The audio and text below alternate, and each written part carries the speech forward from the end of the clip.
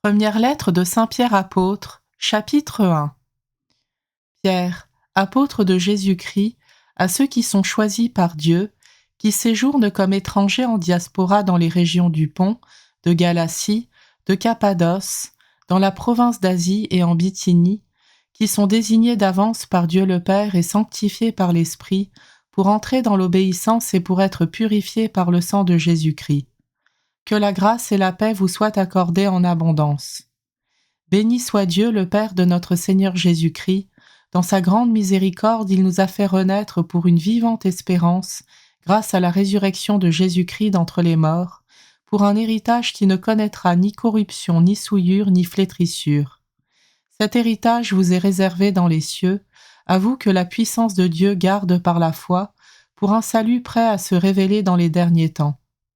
Aussi, vous exultez de joie, même s'il faut que vous soyez affligés pour un peu de temps encore par toutes sortes d'épreuves, elles vérifieront la valeur de votre foi, qui a bien plus de prix que l'or, cet or voué à disparaître et pourtant vérifié par le feu, afin que votre foi reçoive louange, gloire et honneur quand se révélera Jésus-Christ. Lui, vous l'aimez sans l'avoir vu, en lui, sans le voir encore, vous mettez votre foi, vous exultez d'une joie inexprimable et remplie de gloire, car vous allez obtenir le salut des âmes qui est l'aboutissement de votre foi.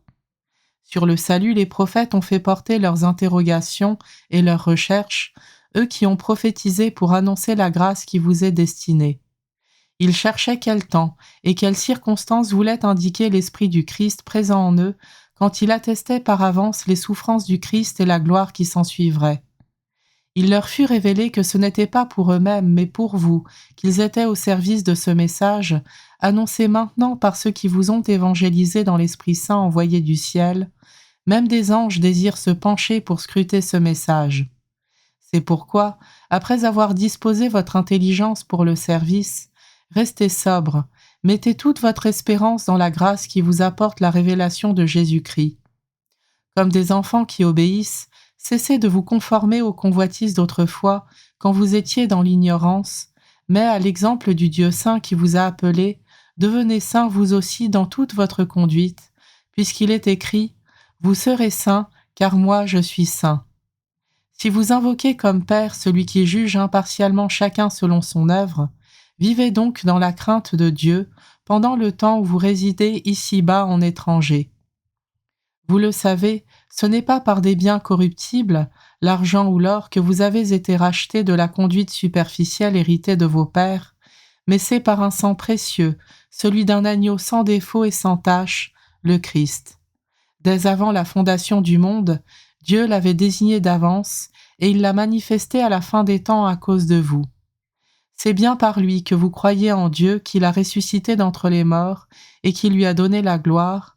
Ainsi vous mettez votre foi et votre espérance en Dieu. En obéissant à la vérité, vous avez purifié vos âmes pour vous aimer sincèrement comme des frères. Aussi d'un cœur pur, aimez-vous intensément les uns les autres, car Dieu vous a fait renaître, non pas d'une semence périssable, mais d'une semence impérissable, sa parole vivante qui demeure. C'est pourquoi il est écrit « Toute chair est comme l'herbe, toute sa gloire comme l'herbe en fleur. L'herbe se dessèche et la fleur tombe, mais la parole du Seigneur demeure pour toujours. » Or, cette parole est celle de la bonne nouvelle qui vous a été annoncée.